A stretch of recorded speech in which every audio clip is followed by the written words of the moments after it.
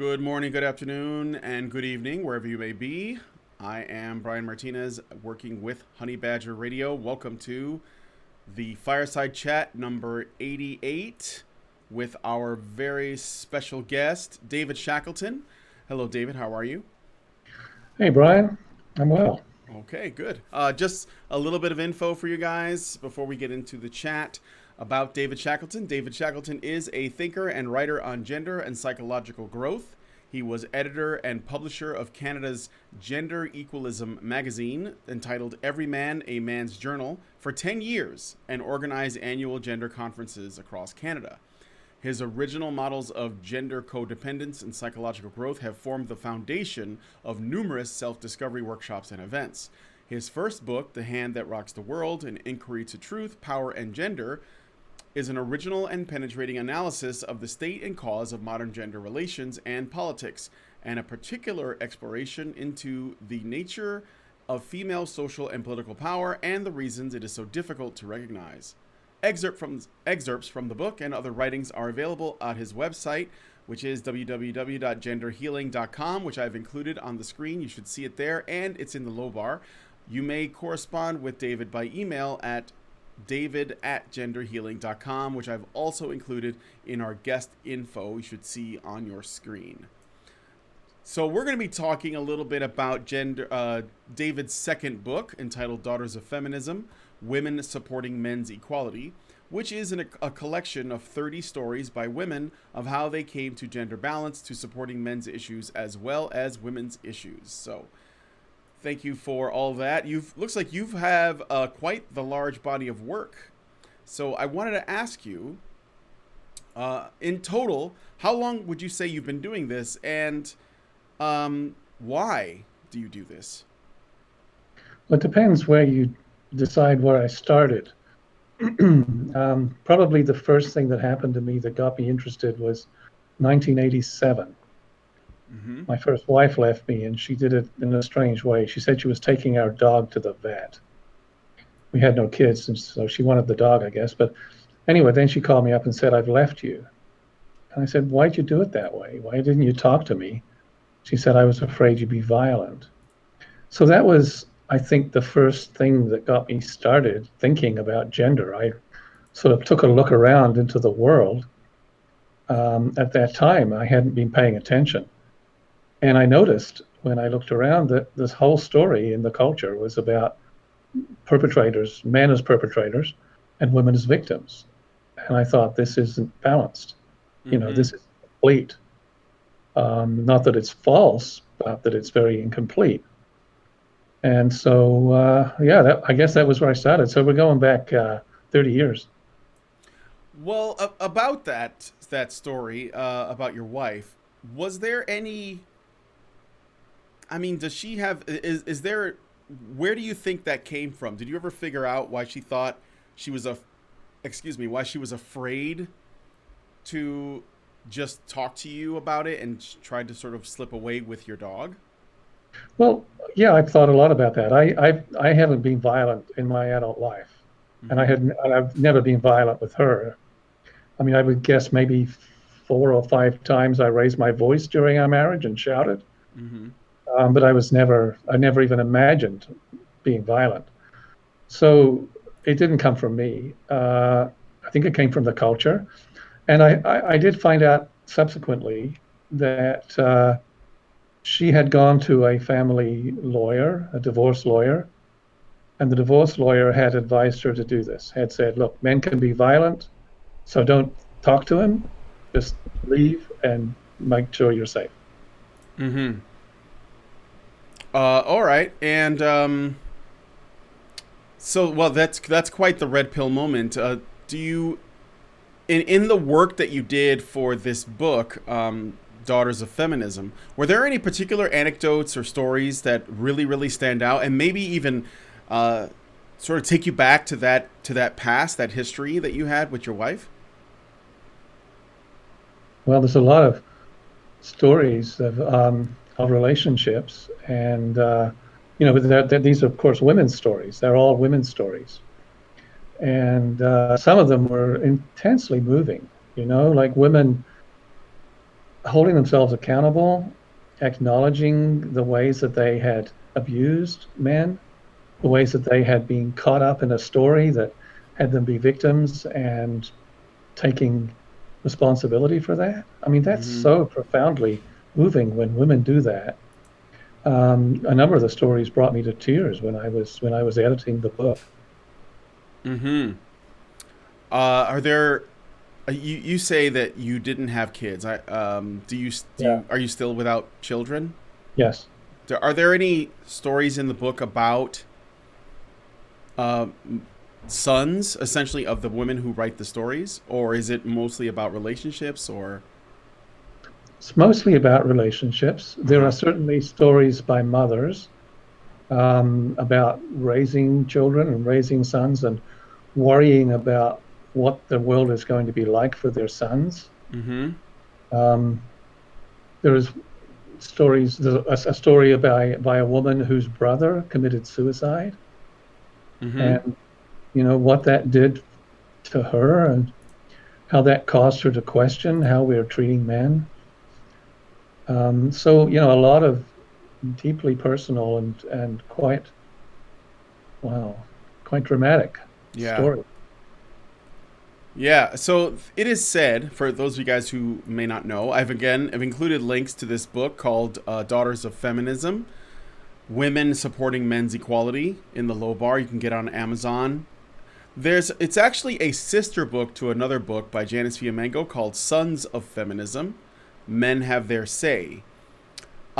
Is what I guess my question is, what inspired you, other than maybe you thought that there was a need for women to speak up, but why Daughters of Feminism? Why did you decide to make this book? Um, my first book was about trying to put all of my ideas out into the world. It's a little bit academic. Um, And it's this is the hand that rocks the world, correct? Yeah, yes. Okay.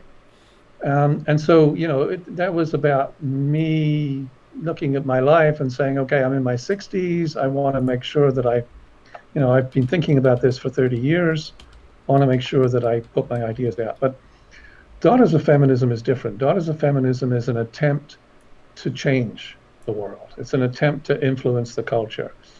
And I did a lot of thinking about how you can do that. So, one thing is that I think stories work better than just facts and statistics and that kind of academic narrative.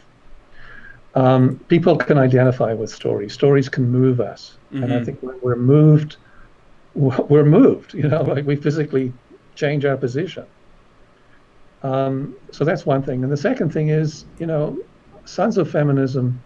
I was a copy editor for Janice for that Mm-hmm. book, and reading it, it was like it was sad. There was so many sad stories, and I thought, I want I want to write a book that's more uplifting, that's more visionary, because that's what I think went wrong in the '60s.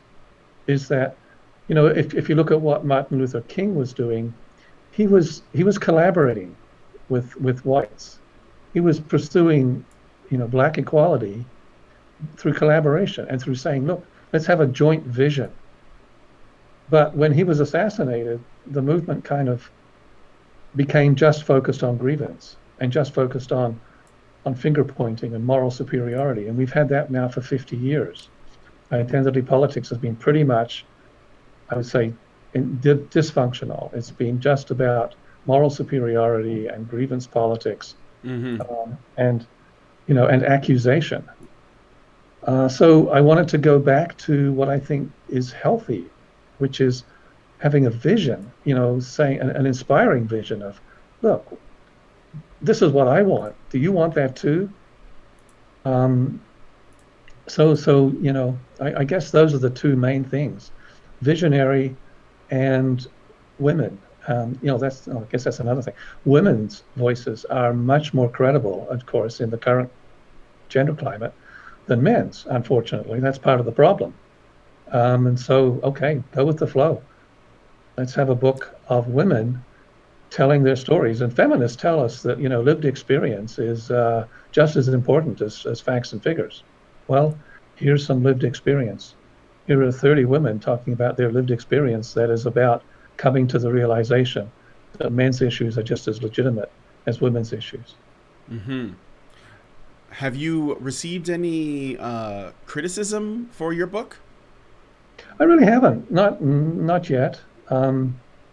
It's fairly new. It's only been out like 2.5 months, something like that. Ah, I see. I see. Yeah. What Uh, about your last book then? yeah, I got some criticism about Mm-hmm. that.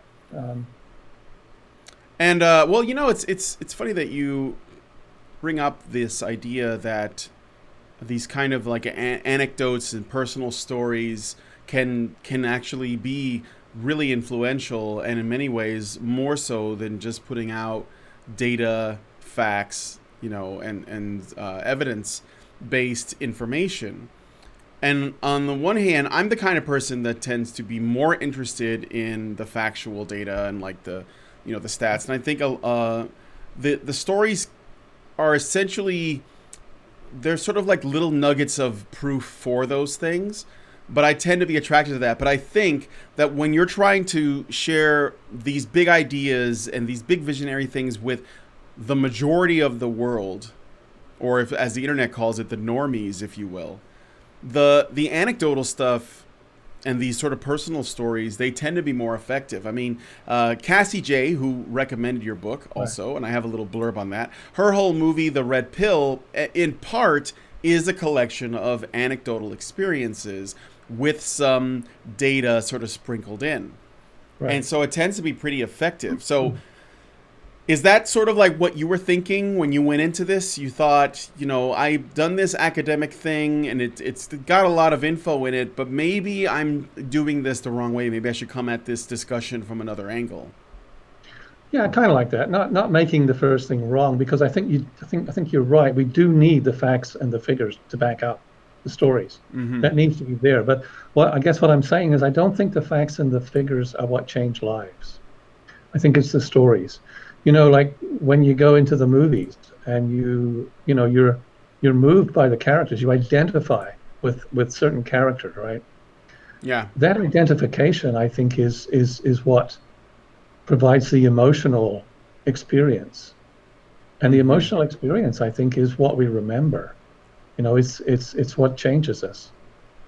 So yeah, that's what I was trying to do. I was trying to provide an emotional experience, and I mean, I certainly experienced that myself as an editor. Mm-hmm. The stories were moving. It's not a small thing for women to speak to men and acknowledge their, you know, seeing what's being done to men Mm-hmm. through identity politics, seeing the way that men have been shamed and generally judged, misjudged, uh, owning up to the way that women have been put on a pedestal and saying, we don't want that. What we want is real equality with men. Here's the book. I'm going to read a little bit from it, maybe just to give you a sense of what I'm saying. Sure. Sounds Let good. me read from. Uh, well, here's the ending of a story by Catherine Hogan, who lives in Vancouver. This is how she ends. This is the last couple of paragraphs. We have the opportunity, the freedom to redefine the limits of being women and men, alone and with each other, for the good of all. To address the resentments and the failures of our long history together on both sides and make things right, not from a place of blame, but of responsibility and empowerment, of love, because gender is a love story. It always has been. That is why I care about men's issues so much now, because I finally understand that caring for men with my whole heart and being isn't just what's needed, what would make the world a better place, what would enable me to enjoy the deep and respectful and loving relationships with men that I do now. It's what men deserve. So, men, this is my love letter saying I'm sorry. I love you. Thank you. Let's make it work. I'll do whatever it takes. You deserve nothing less. So this is the kind of thing that the women in this book are writing. They're genuinely on side with men wanting to pursue real, genuine equality. And so you guys know that are watching, um, many of the chapters are written by people we know or we've seen. For example, chapters are written by Karen Strawn, Janice Fiamengo, Bettina Arndt, Diana Davidson, Jasmine Newman, Susan McCarley, Barbara Kay, Eve Libertone, and many others. So we are it. There's some good stuff in here and written by great females who have been outspoken and either as men's rights advocates outright, or at the very least, rather sympathetic to men's issues, or they're coming around in their own way. So there's a lot of good stuff in here. There sure is. Yeah, and Cassie J. I already mentioned that Cassie J. Actually, Cassie J. writes a segment in here too. She actually wrote, I think it's the first chapter. Yes, that's right. Yes. So she tells the story of her red pill journey, which was, of course, her movie, The Red Pill, and how she went into it expecting to discover misogyny, and what she actually discovered was the legitimacy of men's issues. Yeah, and it's something that. Oh, go ahead.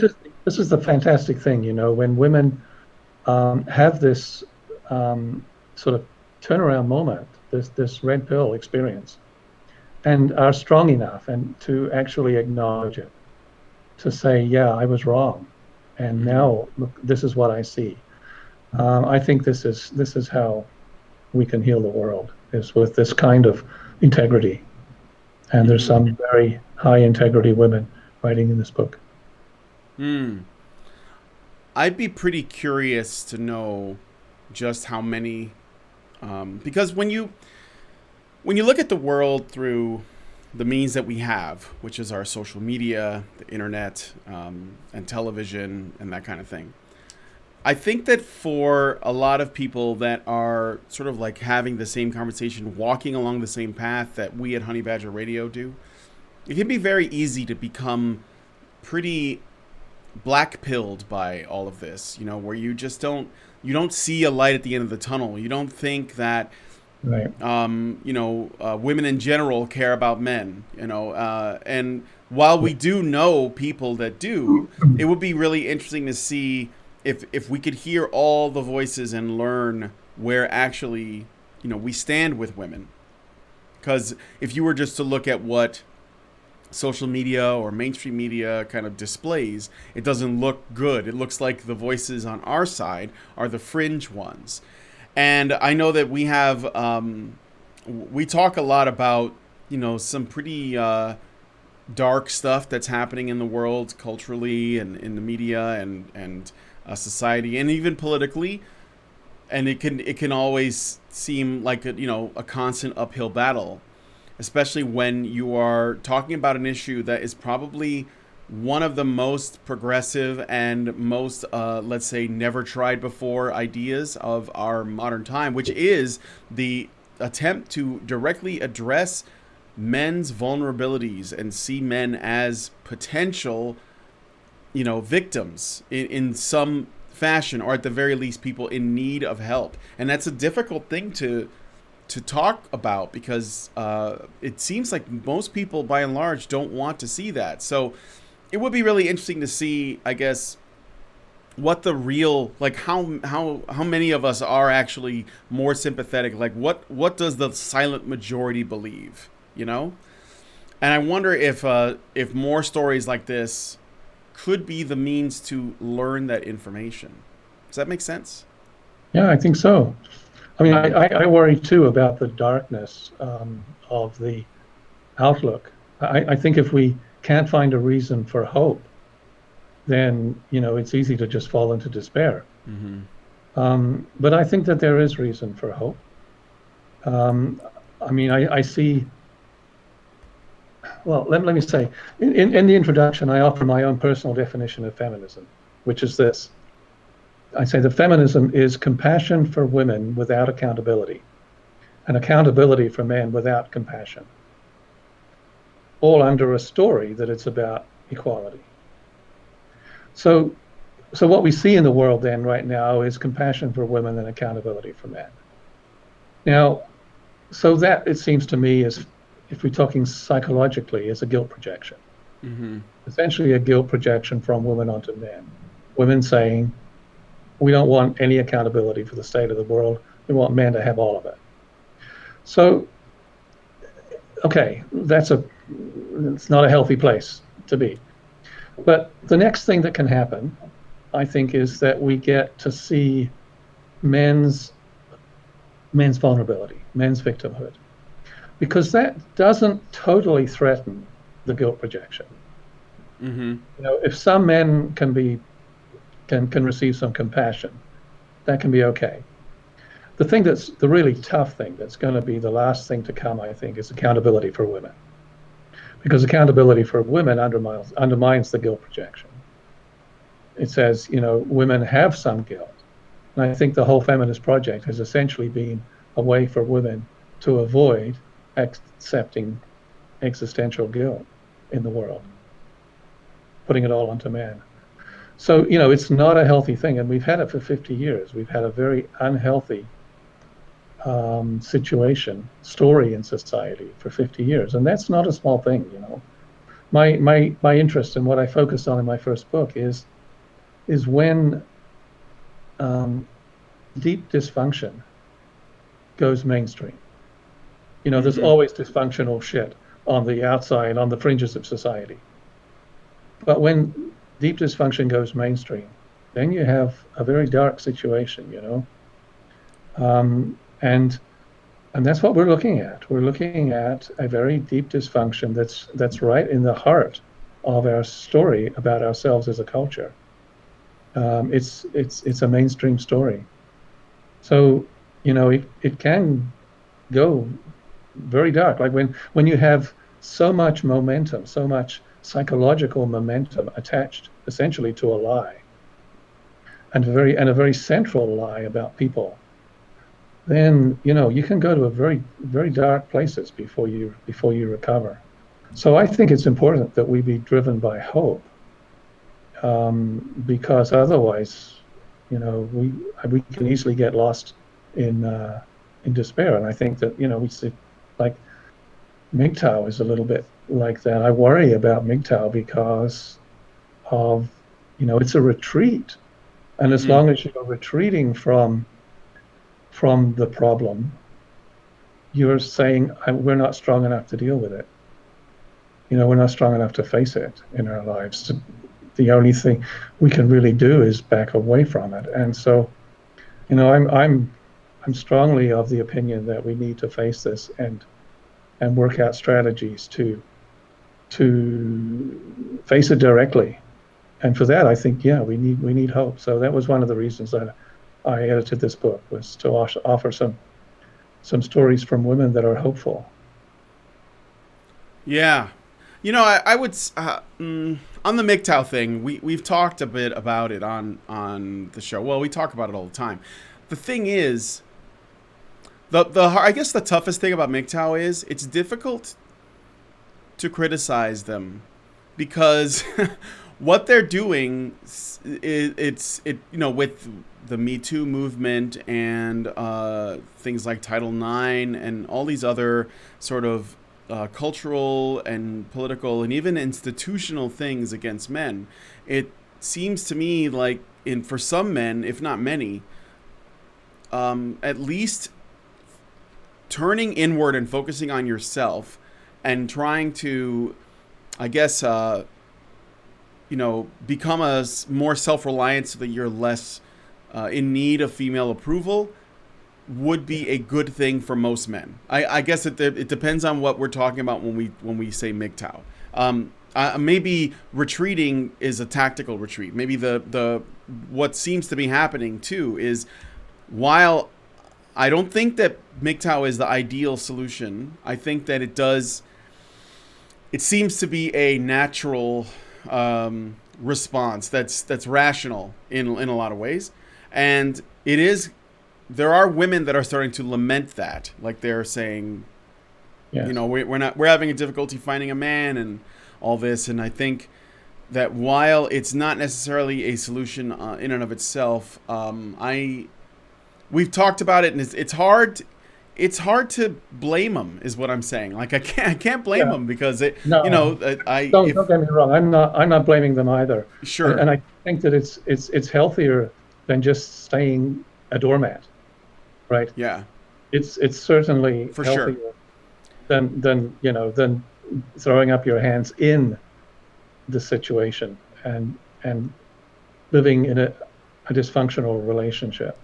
Yeah, and I guess one of the things about that too is, you know, you have like a lot of men and women that are being raised in dysfunctional families, broken families a lot of the time, and so there's something missing in their life, and I think that's where you get an excess of, let's say, gynocentrism or feminine worship, which has been, I think anyway, supercharged by the feminist movement, and how it's sort of like, it's not even, there's like let me ask you this.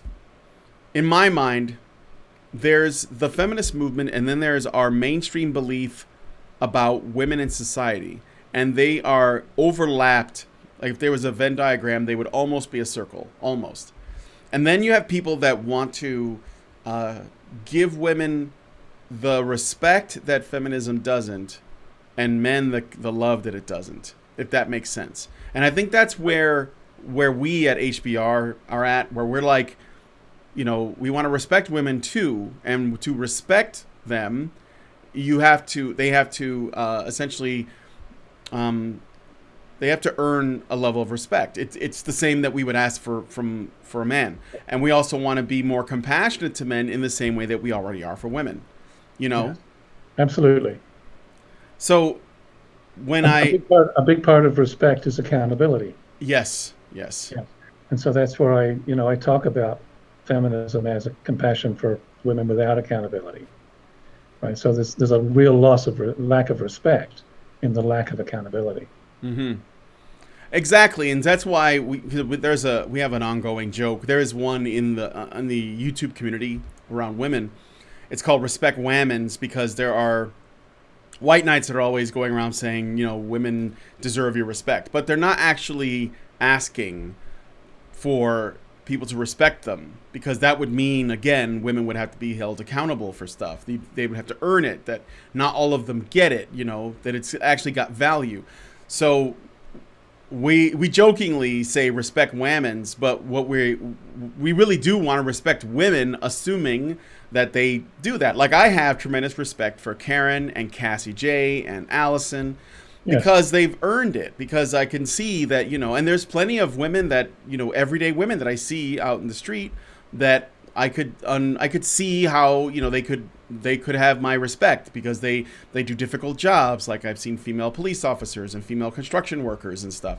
So, but not to apply it to all women by default, just by virtue of them being women. That's how you get that white knighty attitude that a lot of men and some women also have. And so I think that when you grow up in a society that is highly gynocentric, which has been superpowered by feminism, to where essentially like it kind of alters the entire culture, or at least the majority of it, to fall in line, then people's responses to their relationships with the opposite sex are informed by that larger culture. So you get male feminists that think that if they respect women's hard enough, that it will get them compassion, which is what they spend most of their time doing. And then you have MGTOW, who I would believe that a lot of the time they started out with the same mentality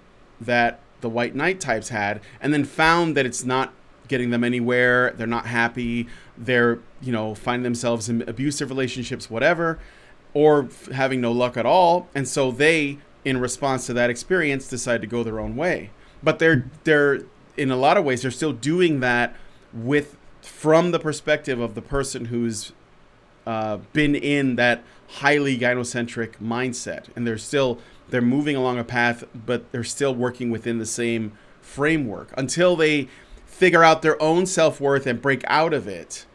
They're going to be kind of stuck there.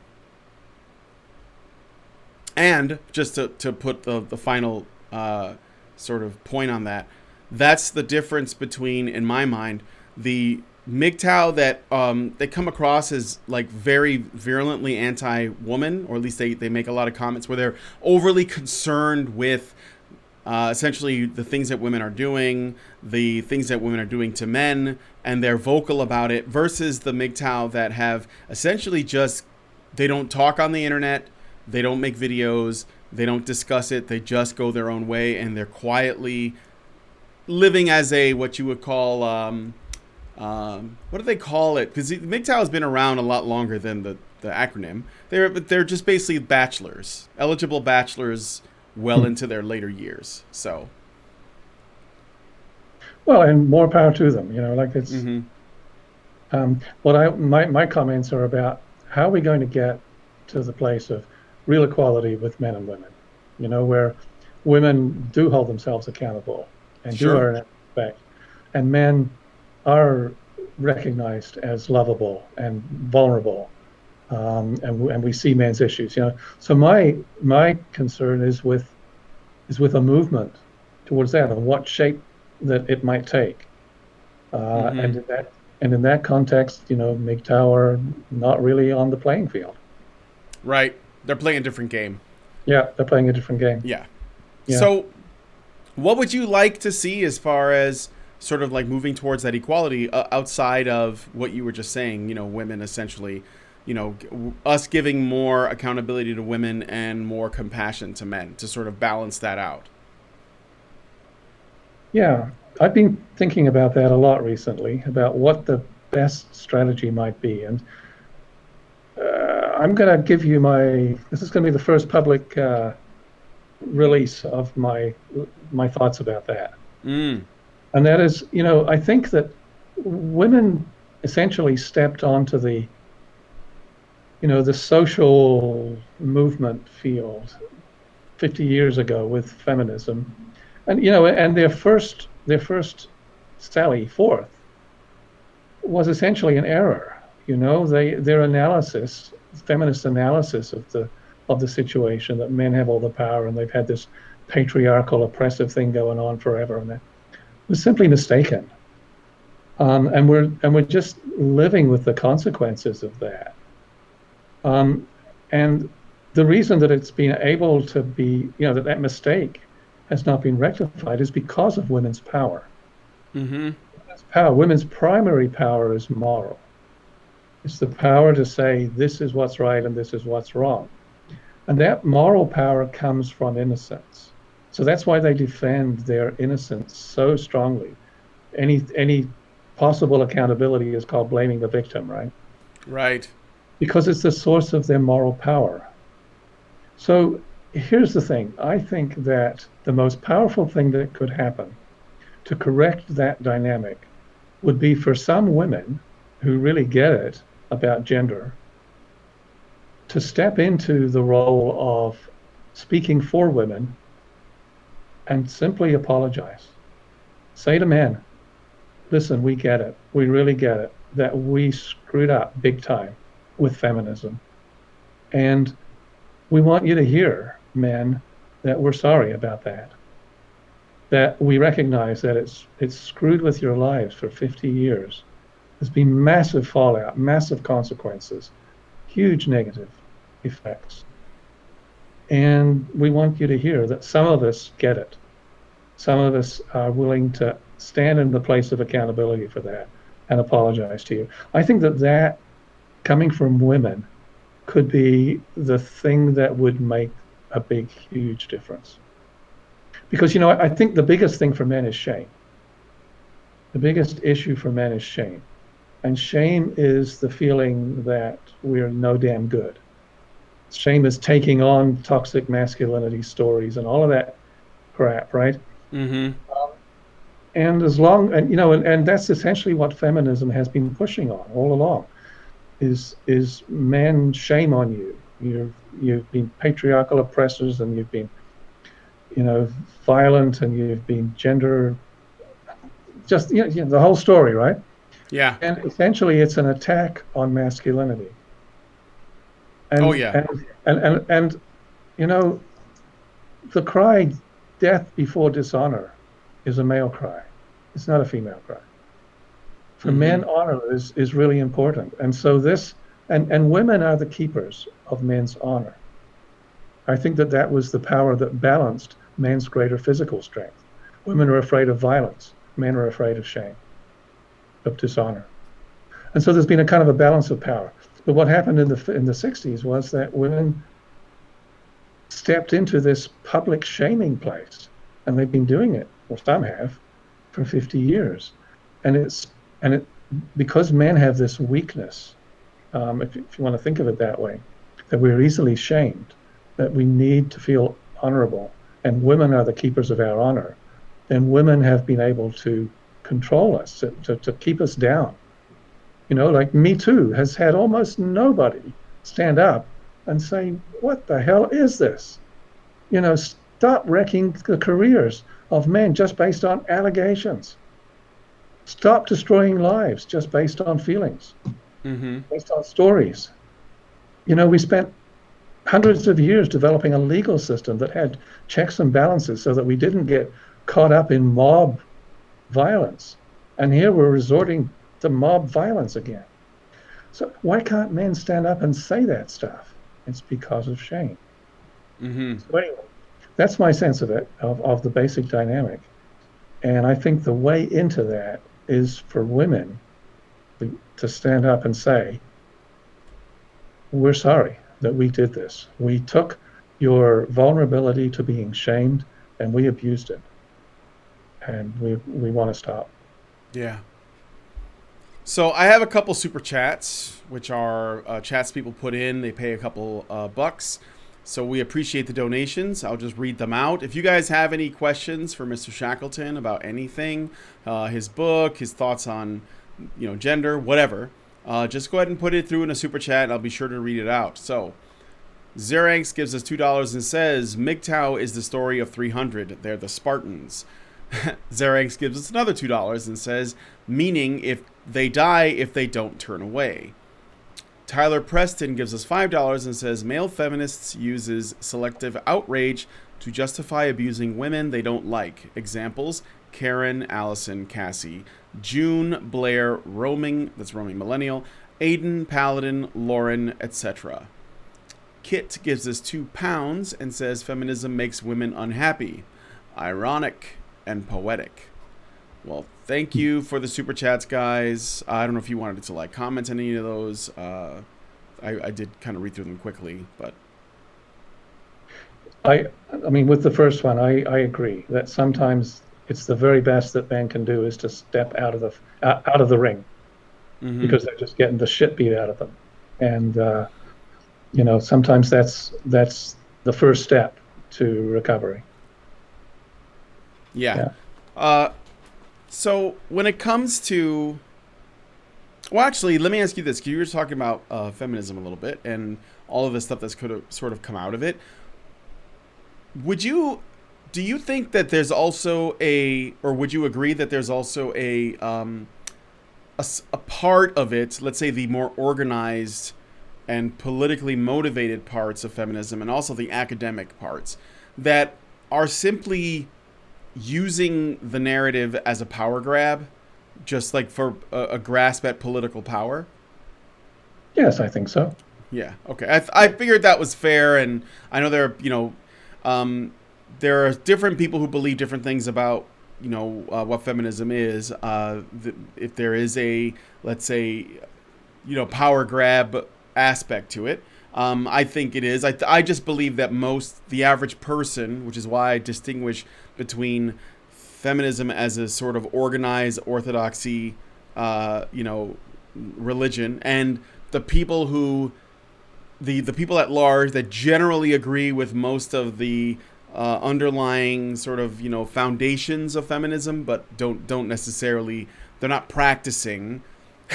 they're just they're just like regular people that think that women should be equal, and they also believe that women are, hard done by. And I think the people that are sort of operating within the political sphere are actually using female victimhood and by extension our love for women to protect Yeah, them, to provide for them, to support them as a means to grasp at power. absolutely. Yeah. I mean, and let's be completely clear. Women's issues are real issues. Like there's no question about that, and they should be addressed. Mm-hmm. So the problem is that men's issues are just as real, and they should be addressed as well. And I think for a lot of people, gender feels like a zero-sum game, where if we start looking at men's issues, then women's issues are going to lose some currency and some funding. And there's probably some truth to that, but I don't think it's that that big a. I don't think it really dominates. Mm-hmm. So yeah, if you're just, I mean, it's easy to feel for women, like that's what we're shaped to do by our biology. Yeah. And so, so it takes some work to feel for men. My wife's a biologist, and I mean, we talk about this stuff in the animal kingdom, like she's a bird biologist, and if you look at birds, most of the male birds are brightly colored, and the female birds are drab. Well, what's that about? Well, it's so that when a predator goes after the birds, he catches the one that's most easily seen, right? The one that's got all the bright colors. Sure. It's male disposability in the natural world. This is not um, stuff that's just culture. It's Mm-hmm. also biology. And so I want to recognize that it's not a small thing to reshape yourself Mm-hmm. into genuine balance. It's not a small thing. And for most men, it comes from having an experience that almost wrecks their lives, either family court or a false allegation or something, right? Or happens to them or to someone that in their family or someone they love, right? So, that's what it takes to open our eyes often. So, we have to have some sympathy for the people who haven't had those experiences and recognize that, there's a reason why we are where we are, and Yeah. we can have sympathy for people who don't get it yet. Yeah. Yeah. For sure. What What in your mind is, well, here's a good question. Okay. What do you think is the most important issue facing men and the most important issue facing women? Have you thought about that much? Yeah, I have, and I mean, there are And lots. I'm not saying this to turn into a competition. I'm just No, I curious about understand. what you're prioritizing. Okay. Okay, so I mean, if we talk about issues, we usually mean social issues like disposability, or for men, suicide, whatever, right? There are a lot of issues, but I tend to try to say what are the root causes underneath these things, Mm-hmm. like because it seems to me that's the big thing, and so the big thing for men, I think, is lack of love. That we aren't, Tim Goldrich, who's a friend of mine who wrote a book called "Loving Men, Respecting Women: The Future of Gender Politics." Mm-hmm. Um, he says, look, the the situation is that we've respected men but not loved them. We've loved women but not respected them. And so, yeah, the biggest thing for men is we need to start loving them in society, which means actually caring. Yeah. Caring when they die, caring when they're injured, caring when they're locked up in prison, caring when they're homeless, caring when they die younger than women. Mm-hmm. All of these things that we just don't care enough to actually feel like it's a big issue. Violence against women is such a focus because we don't actually care that much about violence against men. So I think the biggest issue for men is lack of love, and the biggest issue for women is lack of respect, and that comes down to women's um, fear of accountability, and it's a totally logical fear because strips them of their traditional power. Traditional power of women is moral power, and it comes from innocence. It comes from them being the ones that are protected and loved in society as the innocent, right? Mm-hmm. So if they're accountable, it means they're guilty. If they're guilty, they're not innocent. And so, it's what I'm saying is the place we're at has precursors that are very profound. And we need to not just be, full of judgment about where we're at, but also recognize the difficulty of moving forward. Mm. Yeah, that's good. That's good. I was thinking, I think that the issues that I tend to focus on the most are also essentially things that could probably be, let's say, resolved in part by that root cause that you talked about. For example, I think that one of the biggest problems we have in the West, at least here in the States, from my experience, is fatherlessness is a huge issue, and it leads to it snowballs into a lot of the other issues that Yep. we talk about, whether it's like male incarceration and male drug abuse and addictions and suicide and women, teen pregnancy, etc. All of these are, I think, they're spawned from growing up in a home without a father, which often results in also growing up in a home where there is a neglect. A mother by herself is, she's trying to do the work of two people. It's not good for her. It's not good for her kids because she's more likely to be abusive towards them. And it sort of like becomes this cycle, which Erin Pitsey has talked about Yes. in her work. But I think that, and another one that I care a lot about is this toxic masculinity discussion, because I think that masculinity is generally very healthy, and it is good for men and it's good for women, and it's something that we've left out of our cultural discussion for a long time, and we spent more time bashing masculinity and looking at it in the most negative way possible, rather than the things that we love about it. And they are there, like honor is something that you brought up. And I'm not saying that honor is a uniquely male trait, but I think it is something that men have they don't just, they love it more than they think they do. It's like if they didn't before and they have an experience involving their honor, they find that it's extremely invigorating. It's something that they actually really appreciate a lot, because it is a product of accountability and responsibility, which is something that men desire. It's one of the reasons why Professor Jordan Peterson is so popular right now, especially with men, because he's giving them that sense, that thing that they knew they needed, that they didn't know what to call it. And so, but I think all of those things are spawned from having compassion for men, because as to my Jordan Peterson example, while on the one hand he wants to help men, pick themselves up and do for themselves and help them get a sense of self-worth and being, he also weeps for them because he truly cares about them, and it makes him cry to think about how tough it is for men and how they haven't been given, a positive, encouraging word. And many of these young men, especially these younger men growing up today in this world, that they're growing up under the assumption that there's something wrong with them, that they're broken, that they're toxic in their very nature, and they have to spend all of their life trying to make up for it, trying to apologize for it, trying to redeem themselves for crimes they never they never committed. Yes.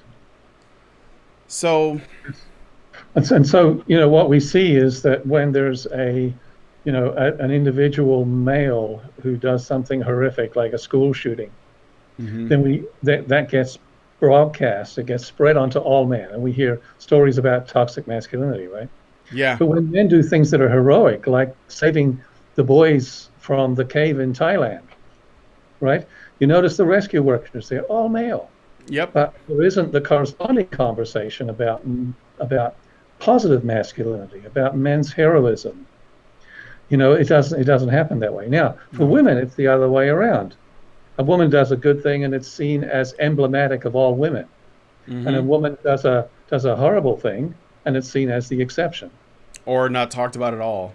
Well, not talked Very about at good. all. But but it's not emblematic of women. So as always, we have the kind of mirror opposites going on between men and women. Mm-hmm.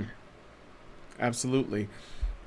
I wanted to ask you something else. Oh yeah, no, you know what? There was one other thing I wanted to talk about because I think this is the reason why I bring up the fathers thing. There's a neighbor I have. So I live in the west side of Chicago, which is it has a reputation. So Chicago has a bad reputation for gang violence and Yeah, a goes lot back a of long way. yeah, it goes back a long way, right? And where I live, it's sort of like an area in transition. Like it's improving, but it used to be really, really, really tough here.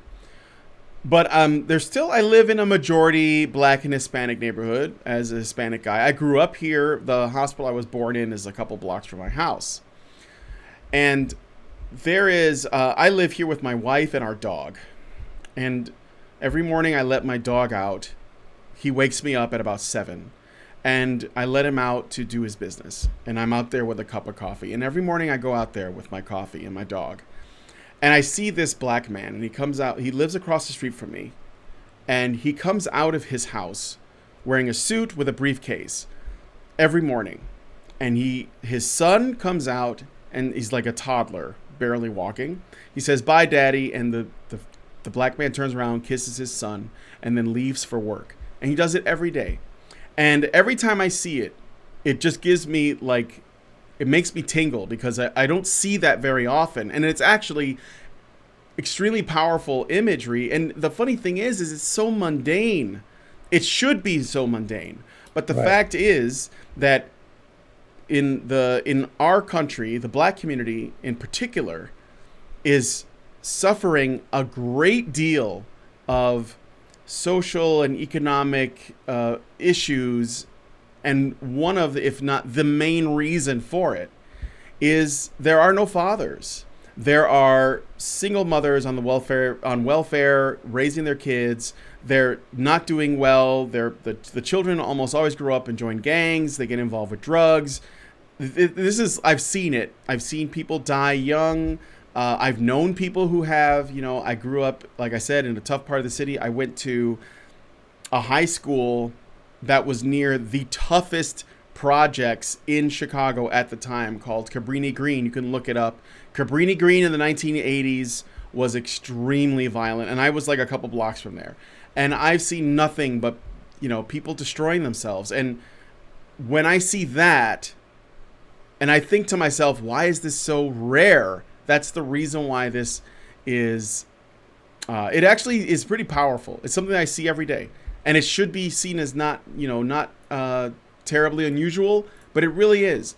And I guess when I see that, that's my heart goes out. That's a great, I'm glad that father is there for his kids and he's got a job. And I think that the majority of fathers want to be involved with their child's lives. And I think that that's another narrative that we're not, let's say, we're not told, or that's not talked about. There's this assumption that men want to avoid that. I don't think they do.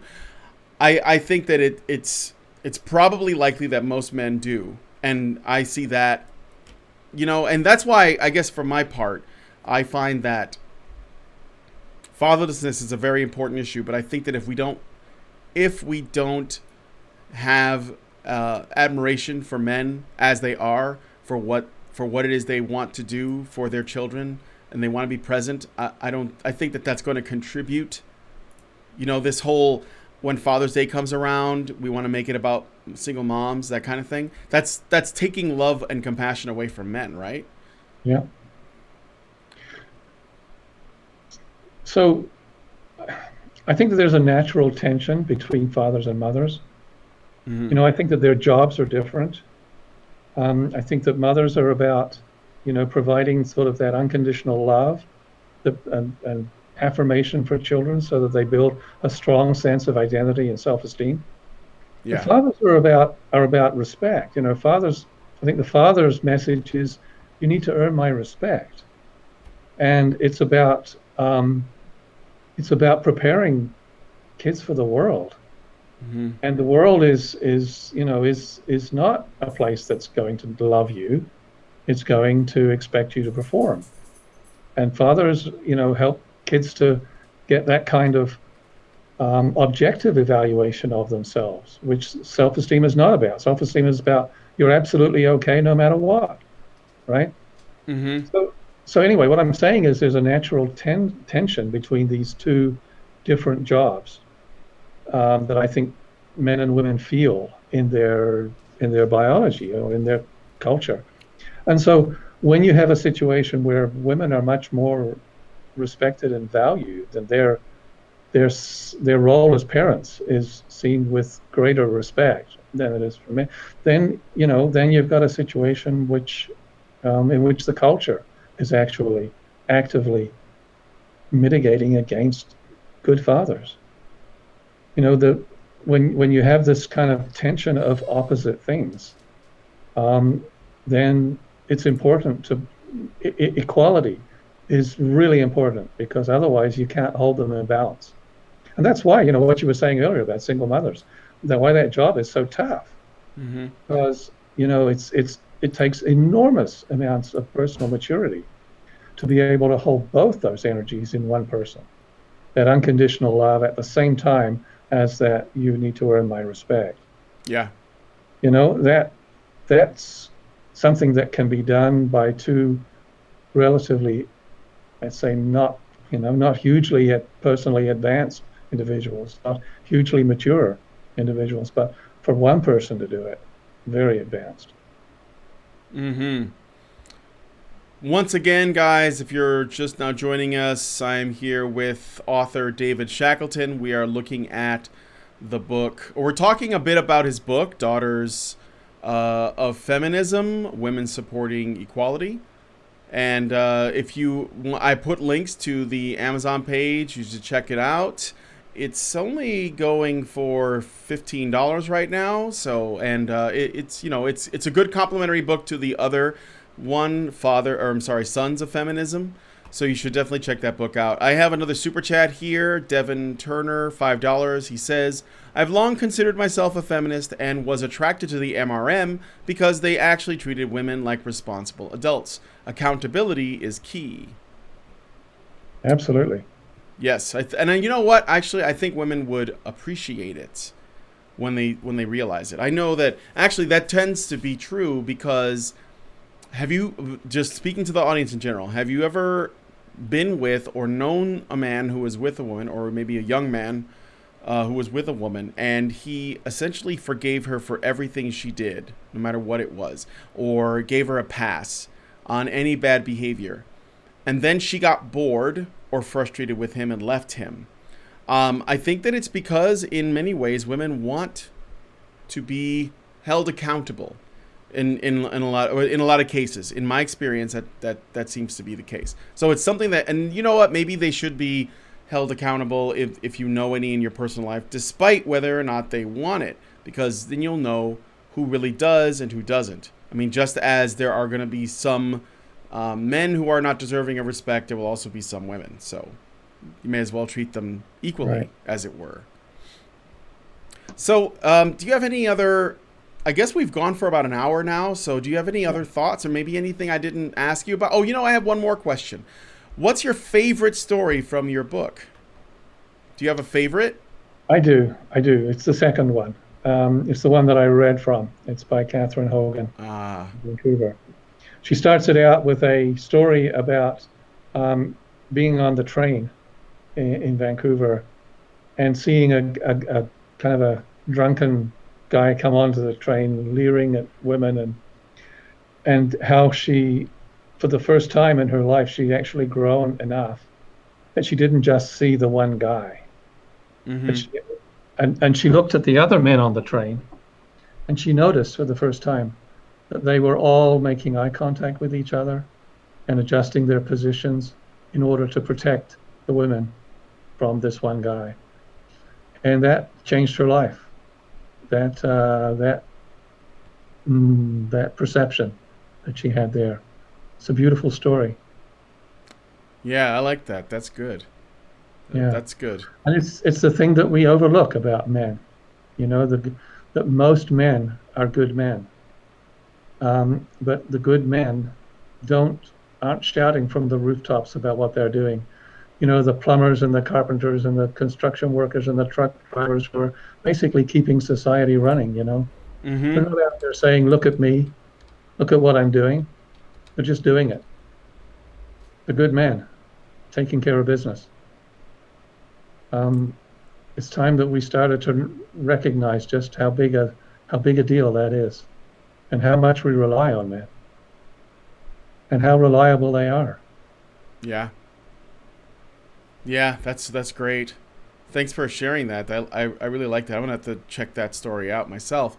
So, are there any other final thoughts? Like I was gonna say before, we're at the hour, so I was gonna close it out. But is there anything that I didn't ask you that you wanted to say, or do you have any questions for us, or anything like that? No, I think I'm happy. I've covered what I wanted to say. All right, great. And I Good. think everybody else is pretty happy too. So we're gonna. There is one thing. Oh yeah, okay. Let me just announce that I've had some interest in from women who read the book and said, "Boy, I wish I was in this book. I wish you'd approached me." So I've decided to do a volume two of Daughters of Feminism. Mm. So any women out there who would like to contribute your story to the next volume, you have until the end of this year to send it in. Contact me at the email address in the low bar, david@genderhealing.com, and we'll correspond. There you go. Yes, I think that's a good idea. We will definitely. I have your email. It's on the screen as well as in the low bar. So just go ahead and email them there. I know some women that they may not have written anything for that book, but they might. They might be good. A couple of the Liberty Bells, or at least formerly known as the Liberty Bells, some from the UK that have written extensively on these topics. So I'll ask them about it and see if they'd like to contribute. Thank you. Otherwise, yeah, no problem. Otherwise, I guess we're going to go ahead and close it out, guys. I want to thank you for joining me, Mr. Shackleton, despite all of our technical issues getting this going before. So, Good. yeah, it was good. So, and you guys that are watching, please leave a comment in the low bar, add to the conversation. What are your thoughts on some of the stuff that we discussed? And yeah, just tell us your thoughts in the comment section. Also, be sure to like the video, share it, subscribe to our channel if you haven't already, and also go to badgerfeed.com if you want to see this in different mediums. It will become available in a multitude of ways, so be sure to check it out. It'll be on Libsyn and all over. So with that said, I have been Brian Martinez, and I want to thank you guys for joining us on the Fireside Chat. Have a lovely